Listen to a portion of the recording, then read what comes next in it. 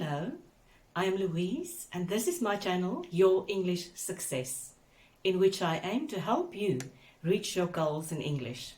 Today's video is about idioms about cats, what they mean and how to use them in the English language.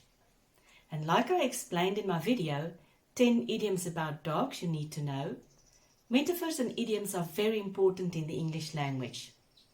Just to refresh your memory, an idiom is a widely used saying or expression with a figurative meaning that is different from the literal meaning of the phrase. And by knowing and using idiomatic language, you will understand native English speakers better and also be more confident in speaking English because it makes your language far richer in content and also shows that you have an understanding of figurative language, that your knowledge of English reaches beyond the literal meaning of words. The first cat idiom, set the cat among the pigeons. Cats are instinctive hunters. That means it's in their DNA. So if you are going to set the cat among the pigeons, literally, the pigeons are going to fly up and get away from the danger. The figurative meaning of set the cat among the pigeons is to say or do something, mostly on purpose, that's likely to cause a lot of trouble or controversy and a lot of arguing. Using this idiom in a sentence would be something like, Gavin knew he was setting the cat among the pigeons when he hinted in the staff tea room in front of their supervisor that his colleagues were not pulling their weight. That means that not everybody was working as hard as they were supposed to. The second idiom, like the cat that got the cream. Since cats love to drink milk, for them to get cream would be a great reward. So this idiom means that someone is extremely happy or satisfied, really, really happy. An example sentence would be, is Gerald satisfied with his new car? And the answer, like the cat that got the cream. The third idiom is, when the cat's away, the mice will play. I'm sure you know that mice are scared of cats because cats are hunters and mice are easy prey for them. This idiom is used to refer to people who behave badly or just don't do what they're supposed to when a supervisory or authority figure is away. I remember a funny story from elementary school when our teacher was attending a conference for 2 or 3 days and we were given work to continue with. It was a very small school in the countryside and there were no supplementary teachers. Needless to say, we did some work but were making jokes and having fun when we returned early and surprised us on the third day. The picture of the surprise on our faces is burnt in my mind forever. But it's a good memory. We all returned to our desks quietly as if we hadn't done anything wrong. The teacher probably had a laugh outside because he also turned around and left the classroom for a short while before returning.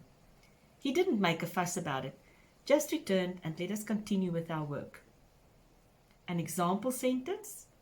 The children were noisy and naughty when their teacher left them alone in the classroom for a while. When the cat's away, the mice will play. The fourth idiom, like herding cats. Cats are said to have a lot of personality. They pretty much do as they like, unlike dogs who are easy to train. So herding cats, that means keeping them together and maintaining them, is almost impossible, a very difficult task. Example sentence? When I asked Martha how she manages to keep her 5 boys together when they go on a field trip, she just sighed and replied that it's like herding cats. The fifth idiom is, let the cat out of the bag. Let the cat out of the bag is to reveal a secret, often without intent.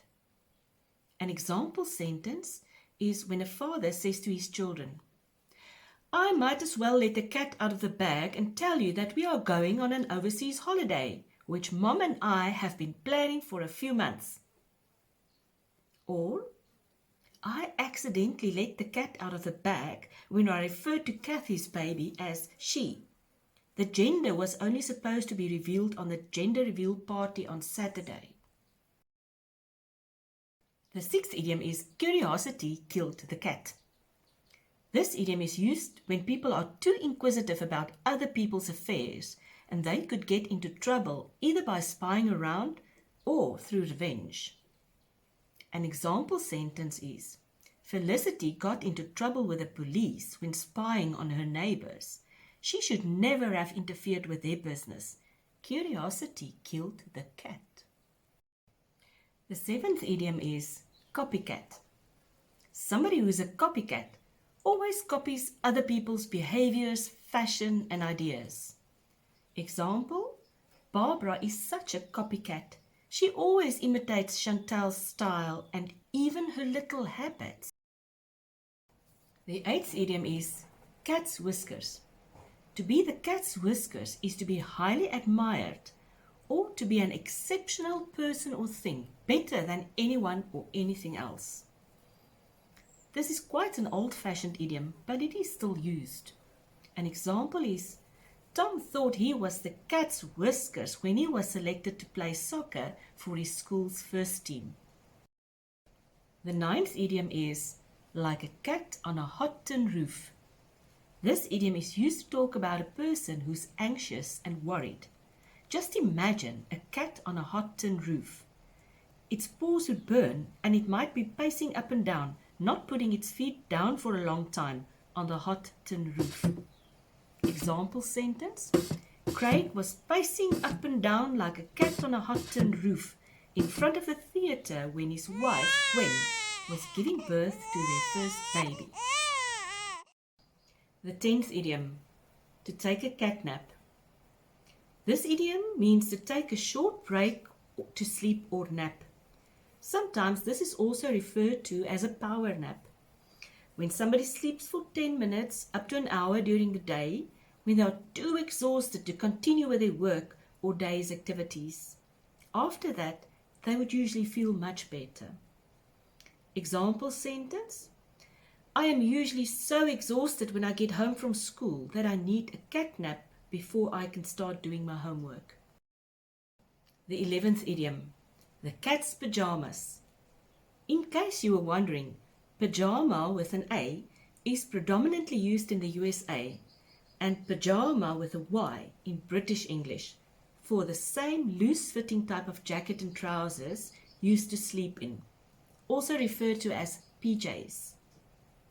Referring to someone or something as the cat's pajamas means that you have the highest regard for an excellent person or thing. It's absolutely the best that you can imagine. This idiom is also quite old-fashioned and you can use bee's knees or cat's meow instead to express the same sentiment. Example, my teacher is the cat's pajamas. I have so much respect for her. She always gives only her best to try and help all her students. The 12th idiom, it's raining cats and dogs. This expression is used when it's raining unbelievably and unusually hard. Katadoxa is a Greek expression for contrary to common experience or belief, and has probably been reduced to cats and dogs by English-speaking people because it sounds similar.